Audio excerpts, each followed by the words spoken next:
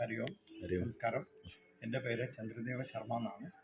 ഞാൻ മുക്കൈ മഹാദേവ മഹാവിഷ്ണു ക്ഷേത്രത്തിലെ മേൽശാന്തിയാണ്.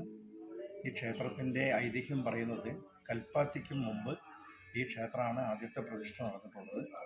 പരശുരാമനാൽ പ്രതിഷ്ഠിതമാണ് എന്നാണ് ഐതിഹ്യത്തിൽ കാണുന്നത്.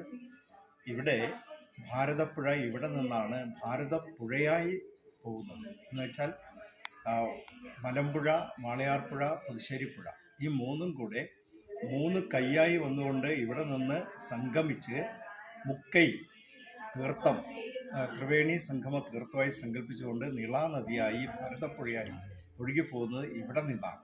ഈ ക്ഷേത്രത്തിൻ്റെ ഈ മഹാദേവൻ്റെ തിരുസന്നിധിയിൽ നിന്നാണ്. അതുകൊണ്ട് ഈ ക്ഷേത്രത്തിന് അത്രയും വലിയൊരു പ്രാധാന്യം കൽപ്പിക്കപ്പെടുന്നുണ്ട് നാട്ടുകാരുടെ ഇടയിൽ. വളരെ നല്ല ഇവിടുത്തെ മഹാദേവനെയും അതുപോലെ തന്നെ ഇവിടുത്തെ ദേവതമാരെയും മനസ്സിൽ ആഗ്രഹിക്കുന്ന കാര്യങ്ങൾ ഇവിടെ വന്ന് പ്രാർത്ഥിച്ചാൽ നടക്കുമെന്നാണ് ഇവിടുത്തെ നാട്ടുകാരുടെ അവരുടെ ഒരു വിശ്വാസം.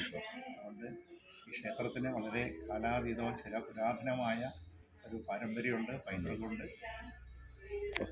നന്ദി. നമസ്കാരം.